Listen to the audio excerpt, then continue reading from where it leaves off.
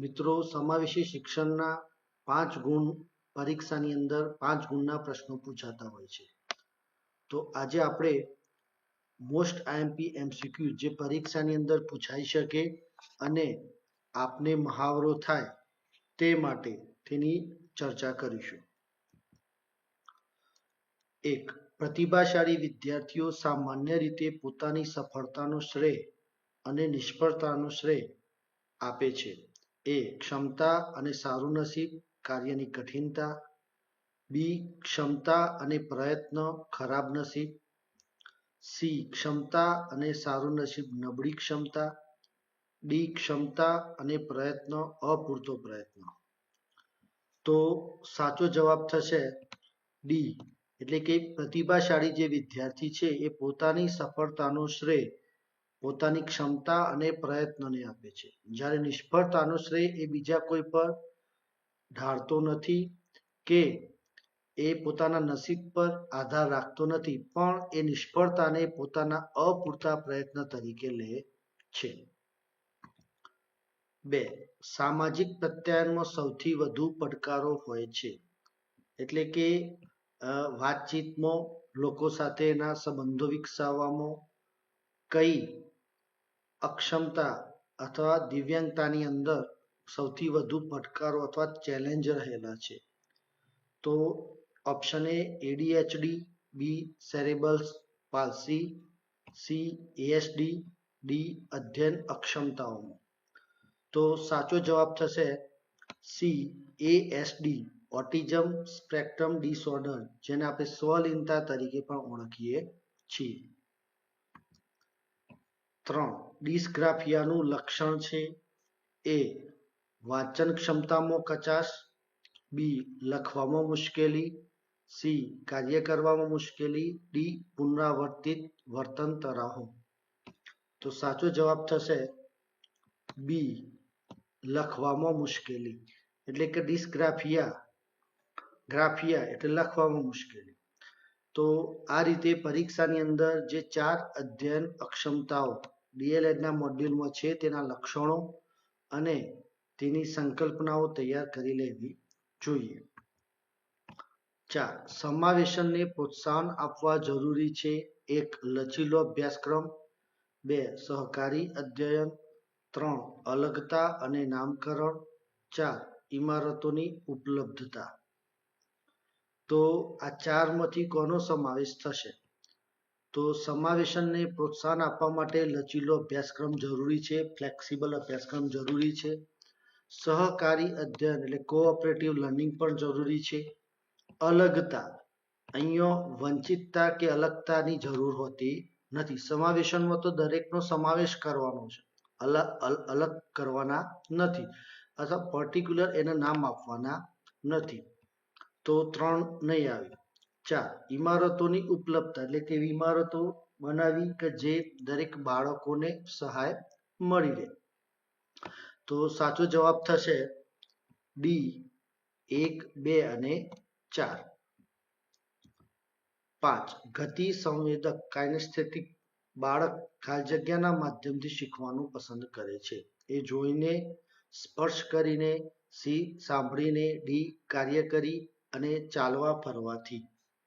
તો સાચો જવાબ થશે આવું જે બાળક ગતિ સંવેદક જે બાળક છે એ કાર્ય કરી અને ચાલવા ફરવાથી એ શીખવાનું પસંદ કરતું હોય છે. 6. પ્રત્યેક બાળકની વિવિધતાસભર જરૂરિયાતોને ધ્યાનમાં રાખી તેમની અધ્યાપનમાં સહભાગીદારીતા વધારવા, સંસ્કૃતિ, સમાજ તેમજ શિક્ષણમાંથી તેમની વંચિતતા ઘટાડવાની પ્રક્રિયા, એટલે એ વિશિષ્ટ શિક્ષણ. બી સમાવેશી શિક્ષણ. સી સંકલિત શિક્ષણ. ડી આપેલ તમામ. તો સાચો જવાબ થશે અહીંયા દરેક બાળકોની સહભાગીદારીતા અને વંચિતતા ઘટાડવાની વાત છે. તો સાચો જવાબ થશે આવું શિક્ષણ એ સમાવેશી શિક્ષણ તરીકે ઓળખવામાં આવે છે, ઇન્ક્લુઝિવ એજ્યુકેશન. આ વિશિષ્ટ એજ્યુકેશન એટલે કે આવા જે બાળકો હોય એમની શાળા જ અલગ હોય અને સંકલિત ઇન્ટિગ્રેટેડ એજ્યુકેશન કે જેની અંદર શાળા એક હોય પણ એમનો વર્ગ અલગ હોય, એમને ભણાવવાની રીત અને શિક્ષકો અલગ હોય. તો અહીંયા તો દરેકની સમાવેશન કરવાની વાત છે, વંચિતતા ઘટાડવાની વાત છે. તો સાચો જવાબ થશે બી, સમાવેશી શિક્ષણ. 7. નીચેનામાંથી કયું લક્ષણ સમાવેશી શિક્ષણનું છે? એ. શાળા શિક્ષણનું જુદું માળખું. બી. બાળકોમાં પરિવર્તન. સી. વ્યવસ્થામાં પરિવર્તન. ડી. આપેલ તમામ. તો સમાવેશી શિક્ષણ એ શાળા શિક્ષણને જુદું પાડવાની વાત નથી. સમાવેશી શિક્ષણ એ બાળકોમાં પરિવર્તન લાવવાની વાત કરતું નથી. હા, સમાવેશી શિક્ષણ એ વ્યવસ્થામાં પરિવર્તન કરે, બાળકો જેવા હોય એમને શીખવાડો, પણ એ સિસ્ટમમાં બદલાવ લાવો. તો એને એ સમાવેશી શિક્ષણનું ખાસ મહત્વનું લાક્ષણિકતા છે. તો અહીંયા સાચો જવાબ થશે સી, વ્યવસ્થામાં પરિવર્તન. 8. સમાવેશન શું નથી? તો બાળક એ શાળા કે સમાજની જરૂરિયાત મુજબ અનુકૂલિત થાય. બાળક તેની શારીરિક, માનસિક કે સામાજિક સ્થળને આધારે શાળામાં કે વર્ગમાં દાખલ કરવામાં આવે અને તે મુજબ તેની સાથે વ્યવહાર કરવામાં આવે. સી. બાળકોને મુખ્ય ધારામાં લાવવાની બાબતથી અલગ વિચારધારા છે. ડી. આપેલ તમામ. તો અહીંયા પ્રશ્ન સમાવેશન શું નથી કીધું છે, એટલે સ્વાભાવિક છે કે અહીંયા બાળક એ શાળા કે સમાજની જરૂરિયાત મુજબ અનુકૂલિત થાય. તો સ્વાભાવિક છે કે અહીંયા અનુકૂલિત બાળકને થવાનું નથી. બી. એના સાથે સ્થળને આધારે કે શાળામાં વર્ગમાં દાખલ કરવામાં આવે શારીરિક, માનસિક, સામાજિક સ્થિતિના આધારે. બરાબર, તો એ પણ સમાવેશનમાં થતું નથી. અને બાળકોને મુખ્ય ધારામાં લાવવાની બાબતથી અલગ વિચારધારા છે, તો આ પણ અલગ પડે. તો સાચો જવાબ થશે આ ત્રણ આવશે, એ, બી, સી, એટલે કે આપેલ તમામ. તો આ ત્રણેય વસ્તુ સમાવેશન નથી. બરાબર, બાળકને અનુકૂલિત પણ થવાનું નથી, બાળકનો વર્ગ અલગ પાડવાના પણ નથી શારીરિક, માનસિક સ્થળના આધારે, અને બીજું કે બાળકને મુખ્ય ધારામાં લાવવાની બાબતથી અલગ વિચારધારા છે, તો તે પણ નથી, અલગ વિચારધારા પણ નથી. 9. સમાવેશી શિક્ષણમાં કઈ સંસ્થાઓ યોગ્ય ભૂમિકા ભજવી શકે છે? એ. કુટુંબ, શાળા, સમાજ. બી. સરકારી તંત્ર, NGO. સી. એ અને બી બંને. ડી. ઉપરોક્ત પૈકી એક પણ નહીં. તો મિત્રો, સમાવેશી શિક્ષણની અંદર ફક્ત કુટુંબ, શાળા, સમાજ આ તો ત્રણ તો હોય દરેક પ્રકારના શિક્ષણમાં, પણ સમાવેશી શિક્ષણના અંદર દરેક પ્રકારના બાળકોનો સમાવેશ થઈ ગયો. દિવ્યાંગ અને એ સિવાય પ્રતિભાશાળી, અમીર, ગરીબ, વંચિત, બરાબર, કોઈ પણ ક્ષેત્ર, કોઈ પણ વિસ્તાર, કોઈ પણ જાતિ, કોઈ પણ ધર્મ. તો સરકારી તંત્ર પણ યોગ્ય ભૂમિકા ભજવશે, કેમ કે કાયદા ઘડવાના છે, નીતિઓ ઘડવાની છે. NGO પણ, કે અમુક એવા વિસ્તારો હોય કે જો સરકાર પહોંચી ના હોય તો NGO પણ કામ કરતી હોય છે. તો સાચો જવાબ થશે સી, એ અને બી બંને. નીચેનામાંથી કયો સમાવેશી શિક્ષણનો સિદ્ધાંત નથી? સમાવેશી શિક્ષણના સિદ્ધાંતો પૈકી એ. સમતા. બી. સશક્તિકરણ. સી. ઉપલબ્ધતા. ડી. વંચિતતા. તો સમાવેશી શિક્ષણનો સિદ્ધાંત એ વંચિતતા નથી, અહીંયા અલગ પાડવાની વાત નથી. 11. સમાવેશી શાળાની જરૂરિયાત શા માટે છે? શિક્ષણની સમાન તકો માટે. બંધારણીય જવાબદારી પૂરી કરવા. સી. સ્વમાન જાળવવા. ડી. આપેલ તમામ. તો સમાવેશી શાળાની જરૂરિયાત આ ત્રણેય પરિબળો માટે છે. એક તો શિક્ષણની સમાન તકો મળે દરેક બાળકને, બંધારણીય જવાબદારી પૂરી થાય એટલે કે સ્ત્રીઓના હકો, દિવ્યાંગોના હકો, અમીર, વંચિત દરેકના હકો, જવાબદારી પૂરી થાય જે બંધારણમાં જે કહેવામાં આવેલું છે તે બધું. અને આવા બાળકો કે જે આવા અલગ અલગ ગ્રુપ્સમાંથી, બરાબર, સોશિયલ, ઇકોનોમિકલ અને ડિસએડવાન્ટેજ ગ્રુપના હતા, દરેક ગ્રુપના બાળકો હોય તેમનું સન્માન જળવાય એ માટે આવી શાળાની જરૂરિયાત રહેલી છે. સમાવેશી વર્ગખંડમાં શિક્ષક પ્રવૃત્તિ કરાવવા બાળકોના જૂથો કઈ રીતે પાડશે? એ. આકસ્મિક, રેન્ડમ. બી. જાતિ આધારિત. સી. આર્થિક પરિસ્થિતિ આધારિત. ડી. શૈક્ષણિક ક્ષમતા એટલે કે ટકાવારી આધારિત. તો વર્ગખંડમાં શિક્ષકને કોઈ પ્રવૃત્તિ કરાવી હોય તો અહીંયા શિક્ષક એ આકસ્મિક એટલે કે સમાવેશી શિક્ષણ તો દરેકને સમાવવાની વાત કરે છે, એટલે કે રેન્ડમ કોઈ ચિઠ્ઠી આપી નંબર આપી જૂથ પાડવાની વાત હોય એમાં જાતિ આધારિત વાત હોતી નથી. એમાં આર્થિક પરિસ્થિતિ કે ચલો ભાઈ અમીરો એક બાજુ ગરીબો એક બાજુ, બરાબર. ડી શૈક્ષણિક ક્ષમતા ટકાવારી પ્રમાણે જૂથો પાડવાના, ચલો ભાઈ હોશિયાર અલગ નબળા અલગ, તો આ રીતે જૂથ પાડવાના હોતા નથી. તો આ સમાવેશી વર્ગખંડની ખાસ લાક્ષણિકતા રહેલી છે કે જો આકસ્મિક જ ગ્રુપ પાડવાનો હોય બાળકના કોઈ પણ પ્રવૃત્તિ કરવા માટે. તો સાચો જવાબ એ થશે. તે સમાવેશી શિક્ષણ શબ્દ પ્રયોગનો અર્થ શું સૂચવે છે? તો એ એસસી એસટી બાળકોનું શિક્ષણ, બી દિવ્યાંગ બાળકોનું સામાન્ય બાળકો સાથેનું શિક્ષણ, સી લઘુમતી જૂથના બાળકોનું શિક્ષણ, ડી બહુવિધ શિક્ષણ. તો અહીંયા આપણે અગાઉ સંકલ્પનાની વ્યાખ્યામાં આપણે જાણ્યું કે ભાઈ સમાવેશી શિક્ષણ તો દરેકનું સમાવેશન કરે છે, એ ફક્ત દિવ્યાંગો માટે નથી, તો દરેક માટે છે. તો દરેક માટે હોય તો એની અંદર સાચો જવાબ થશે ડી બહુવિધ શિક્ષણ, કે જેના અંદર એસસી એસટી બાળકો પણ આવ્યા, દિવ્યાંગ બાળકો પણ આવ્યા અને લઘુમતી જૂથના બાળકો પણ આવ્યા. આ સિવાય પ્રતિભાશાળી કહો કે એ સિવાય ગમે તે એ બધા જ અક્ષમતા વાળા બાળકોનો પણ સમાવેશ થઈ જશે. તો સાચો જવાબ ડી થશે. 14 સમાવેશી વર્ગખંડમાં એ બધા બાળકોને વર્ગખંડની પ્રવૃત્તિઓમાં પ્રવેશ મળે છે અને તેઓ સામેલ થાય છે.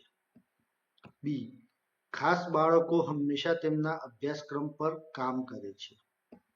સી ખાસ બાળકોને જરૂરિયાતમંદ અને આશ્રિત તરીકે જોવામાં આવે છે. ડી બધા શીખનારાઓ માટે સમાન શિક્ષણ શાસ્ત્ર અપનાવવામાં આવે છે. તો મિત્રો સમાવેશી વર્ગખંડમાં અહીંયા સાચો જવાબ થશે એ બધા બાળકોને વર્ગખંડની પ્રવૃત્તિઓમાં પ્રવેશ મળે છે અને બધા જ સામેલ થાય છે. બરાબર. 15 સમાવેશી શિક્ષણ એટલે એક જ શાળા પરિસરમાં અલગ ધોરણોમાં સામાન્ય બાળકો અને વિશિષ્ટ બાળકો માટે શિક્ષણ વ્યવસ્થા કરવી. બી ગ્રામીણ વિસ્તારના પછાત બાળકો માટે શિક્ષણ વ્યવસ્થા કરવી. સી એક જ શાળા પરિસરમાં સામાન્ય બાળકોની સાથે વિશિષ્ટ સમૂહના બાળકોને શિક્ષણ આપવું. અને ડી વિશિષ્ટ યોગ્યતાવાળા બાળકો માટે અલગ શિક્ષણ વ્યવસ્થા. તો મિત્રો અહીંયા અલગ શિક્ષણ વ્યવસ્થા આ તો ઓપ્શન નહીં જ આવે. ગ્રામીણ બાળકો માટે શિક્ષણ આપવું એ પણ નહીં આવે. એક જ પરિસરમાં અલગ ધોરણમાં, તો અહીંયા અલગ ધોરણમાં સામાન્ય બાળકોની વિશિષ્ટ બાળકોની વ્યવસ્થા કરવાની નથી. તો કોની વ્યવસ્થા કરવાની છે? તો સાચો જવાબ થશે સી એક જ શાળા પરિસરમાં સામાન્ય બાળકોની સાથે વિશિષ્ટ સમૂહના બાળકોને શિક્ષણ આપવું. 16 ઉચ્ચ સ્તરનો ભાષા વિકાસ, તીક્ષ્ણ રમૂજવૃત્તિ, આજ્ઞાકીતતાનો અભાવ, રસોનું અસામાન્ય વૈવિધ્ય, અશાંત ઉતાવળો સ્વભાવ, ઝડપી વિચાર પ્રક્રિયા, આ લક્ષણો કયા પ્રકારના બાળકોમાં હોય છે? એ પ્રતિભાશાળી, બી સર્જનશીલ, સી ઉચ્ચ સિદ્ધિ, ડી બાલ અપરાધ. તો સાચો જવાબ થશે પ્રતિભાશાળી બાળક, કેમ કે પ્રતિભાશાળી બાળકની આ બધી લાક્ષણિકતાઓ છે. કેમ કે આજ્ઞાકીતતાનો અભાવ પણ હોય છે, બરાબર. અશાંત અને ઉતાવળો સ્વભાવ પણ હોય, કેમ કે પ્રતિભાશાળી હોય એટલે સ્વાભાવિક છે કે એને બધું આવડતું હોય, એ પોતાની જાતનું થોડુંક સમજે, તો એના કારણે ઉતાવળો સ્વભાવ હોય, ફટાફટ જવાબ લાવવાની અથવા ઉકેલ શોધવાની એનામાં ઉતાવળ વધારેલી હોય છે, બરાબર. સર્જનશીલ બાળકમાં આ હોતું નથી. ઉચ્ચ સિદ્ધિ ઊંચી ટકાવારી બાળકોમાં પણ આવા લક્ષણો હોતા નથી અને બાલ અપરાધમાં પણ. તો સાચો જવાબ થશે એ પ્રતિભાશાળી બાળક. 17 પ્રતિભાશાળી બાળકો સ્વભાવે અંતર્મુખી હોય છે, પોતાની જરૂરિયાતો વ્યક્ત કરવામાં અસમર્થ, સી તેમના નિર્ણયોમાં સ્વતંત્ર હોય છે, ડી શિક્ષકોથી સ્વતંત્ર હોય છે. તો સાચો જવાબ થશે સી તેમના નિર્ણયોમાં સ્વતંત્ર હોય છે. 18 સ્વલિનતા, ઓટિઝમ વિશે નીચેનામાંથી કયું વિધાન સાચું છે? એ સ્વલિનતા ફક્ત પર્યાવરણીય પરિબળોને કારણે થાય છે. બી સ્વલિનતાનો ઈલાજ થઈ શકે છે અને ઉંમર સાથે તેમાં સુધારો થાય છે. સી, સ્વલિનતા ધરાવતા લોકોમાં ઓછામાં ઓછું એક અસાધારણ કૌશલ્ય હોય છે. અને ડી, સ્વલિનતા એ જ્ઞાનતંતુનો વિકાસાત્મક વિકાર છે. તો અહીંયા સ્વલિનતાનું એક લક્ષણ છે ડી, સ્વલિનતા એ જ્ઞાનતંતુનો વિકાસાત્મક વિકાર છે. 19. બાળકોમાં સર્જનાત્મકતાને કઈ રીતે પ્રોત્સાહન આપી શકાય? એ. સતત અભ્યાસ અને પુનરાવર્તન. બી. ફક્ત અનુકરણ દ્વારા. સી. શિક્ષક કેન્દ્રીય શિક્ષણ દ્વારા. ડી. શોધખોળને પ્રોત્સાહન આપવાથી. તો સર્જનાત્મકતાનો વિકાસ કરવો હોય તો શોધખોળને પ્રોત્સાહન આપવું પડે. તો સાચો જવાબ ડી થશે. 20. વિશિષ્ટ બાળક તરીકે નીચેનામાંથી કોનો સમાવેશ થાય છે? એ. મંદબુદ્ધિ બાળક. બી. દિવ્યાંગ બાળક. સી. પ્રતિભાશાળી બાળક. ડી. ઉપરોક્ત તમામ. તો સાચો જવાબ થશે વિશિષ્ટ બાળક. તો સ્વાભાવિક છે મંદબુદ્ધિ બાળકને પણ વિશિષ્ટ કહેવાય છે, દિવ્યાંગ બાળકને પણ વિશિષ્ટ બાળક કહેવાય અને પ્રતિભાશાળી બાળક પણ વિશિષ્ટ બાળક કહેવાય. તો સાચો જવાબ થશે ડી, ઉપરોક્ત તમામ. 21. પ્રતિભાશાળી બાળકના નકારાત્મક લક્ષણો પૈકી નીચેનામાંથી કયું લક્ષણ સાચું છે? એ. ચંચળતા અને અભ્યાસમાં બેધ્યાનપણું. બી. અક્ષરની બાબતમાં બેદરકાર. સી. વર્ગખંડમાં વર્ગકામ પ્રત્યે નીરસ. અને ડી. ઉપરોક્ત તમામ. તો અહીંયા આપને ખબર પડી ગઈ હશે કે આ ત્રણ લક્ષણો એ પ્રતિભાશાળી બાળકના નકારાત્મક લક્ષણો છે. 22. કેવા બાળકો સામાજિક અનુકૂલન સાધવા સક્ષમ નથી? સામાજિક અનુકૂલન. તો એ. તેજસ્વી. બી. મંદબુદ્ધિ. સી. સામાન્ય. ડી. પ્રતિભાશાળી. તો સાચો જવાબ થશે બી. મંદબુદ્ધિ બાળક એ સામાજિક અનુકૂલન સાધવા સક્ષમ નથી. નેક્સ્ટ. 23. સર્જનાત્મક બાળકોમાં નીચેના પૈકી કયા લક્ષણો સાચા છે? એ. ઉત્તમ જિજ્ઞાસા વૃત્તિ. બી. સ્વતંત્ર વિચારસરણી. સી. જોખમ લેવાનું વલણ. ઉપરોક્ત તમામ. તો આ ત્રણેય લક્ષણો એ સર્જનાત્મક બાળકોના લક્ષણો છે. એટલે સાચો જવાબ થશે ડી, ઉપરોક્ત તમામ. 14. અપવાદરૂપ બાળકોમાં કયા બાળકોનો સમાવેશ થતો નથી? એ. અતિ તેજસ્વી. બી. મંદબુદ્ધિ. સી. અંધત્વ ધરાવતા. ડી. સામાન્ય બાળકો. અપવાદરૂપ બાળકો. તો અપવાદરૂપ બાળકોની પરિભાષાની અંદર આ ત્રણેય બાળકોનો સમાવેશ થાય છે. તેથી તેજસ્વીનો થાય છે, મંદબુદ્ધિનો થાય છે અને અંધત્વ વાળા એટલે દિવ્યાંગતા વાળા પણ આવી ગયા. તો સામાન્ય બાળકો એ અપવાદરૂપ બાળકો કહેવાતા નથી. તો સાચો જવાબ થશે ડી. 25. પ્રતિભાશાળી વિદ્યાર્થી પોતાની ક્ષમતાને અનુરૂપ ઉત્તમ ઉપલબ્ધિ પ્રાપ્ત કરે એ માટે શિક્ષકે કઈ બાબત અપનાવવી ન જોઈએ? એ. વિશેષ તૈયારી માટે સામાન્ય સાથી મિત્રોથી અલગ કરવો. તેનામાં સર્જનાત્મકતા વિકાસ માટે પડકાર આપવો. શિક્ષણ સિવાયની ગતિઓમાં ભાગ લેવા તથા રુચિ રાખવા માટે નિર્દેશ કરવો. તણાવ પર નિયંત્રણ કરતો શીખવવું. તો અહીંયા કઈ બાબત શિક્ષકે ન અપનાવવી જોઈએ? તો તેનામાં સર્જનાત્મકતા વિકાસ માટે પડકાર આપવો, એને ચેલેન્જ આપવાની નથી. બરાબર? તો સાચો જવાબ થશે બી. 26. વિશિષ્ટ બાળકો માટે ઇન્દ્રિયો દ્વારા શિક્ષણ આપવાની શરૂઆત કોણે કરી? એ. મોન્ટેસરી. બી. ડ્રેસ ફર્નોલ્ડ. સી. જીન પિયાજે. ડી. પાવલોવ. તો સાચો જવાબ થશે એ. મોન્ટેસરી. 27. પ્રતિભાશાળી બાળકોને શિક્ષણ આપવાનો અભિગમ જે તેમને અભ્યાસક્રમમાં અસામાન્ય રીતે ઝડપી ગતિએ લઈ જાય છે તેને શું કહે છે? એ. વિભિન્ન સૂચના. બી. સંવર્ધન. સી. પ્રવેગક. ડી. વિસર્જન. તો પ્રતિભાશાળી બાળકોને શિક્ષણ આપવાનો એવો અભિગમ જે એમની ઝડપમાં વધારો કરે, બરાબર, ઝડપી રીતે લઈ જાય તો સ્વાભાવિક છે તો પ્રવેગક. સી જવાબ થશે એક્સિલરેશન કે જે એને પ્રવેગ આપે છે, મદદ કરે છે, બરાબર. તો આ એક ટેકનિકલ શબ્દની વ્યાખ્યા હતી. 28 વાંચન અક્ષમતા એ ખાલી જગ્યા સ્થિતિ છે જે શીખનારની ખાલી જગ્યા ક્ષમતાને અસર કરે છે. એ ભાવનાત્મક ચિત્રો દોરવાની, બી ન્યુરોલોજીકલ ધ્વનિઓને પ્રતીક સાથે જોડવાની, શારીરિક સાથીદારો સાથે સામાજિકીકરણ કરવાની, અને ડી સંવેદનાત્મક શારીરિક પ્રવૃત્તિઓનું સંકલન કરવાની. તો અહીંયા સાચો જવાબ થશે બી ન્યુરોલોજીકલ ધ્વનિઓને પ્રતીક સાથે જોડવાની. 29 મોસ્ટ આઈએમપી પ્રશ્ન. કયો ક્રમ સાચો છે? A exclusion segregation integration inclusion, B segregation integration exclusion inclusion, C exclusion inclusion segregation integration, D exclusion segregation inclusion integration. અર્થ સમજી લઈએ. એક્સક્લુઝન એટલે વંચિતતા, જુદા પાડવા. સેગ્રેશન એટલે એક અલગ વ્યવસ્થા કરવી. ઇન્ટિગ્રેશન એટલે શાળાની અંદર હોય પણ એમાં એમને સમાવેશ થોડો કરવો, પણ અંદર વર્ગખંડ તો અલગ જ રાખવો, એમ એ પ્રકારે વાત. અને ઇન્ક્લુઝન આ પરિભાષા બહુ ઊંડી છે એટલે આપણે ટૂંકમાં ચર્ચા કરીએ. ઇન્ક્લુઝન એટલે તમામનો સમાવેશ બધાને જોડે જ રાખવા. તો સાચો જવાબ થશે એ એક્સક્લુઝન.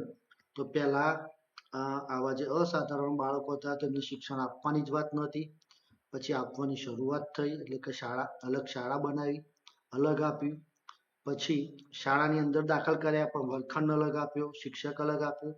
અને પછી છેલ્લે ઇન્ક્લુઝન સમાવેશનની આખો જમાનો આવ્યો કે ભાઈ ના આવું તો બધાનું સરખું, બધાને બધું શીખવાડવાનું એમ.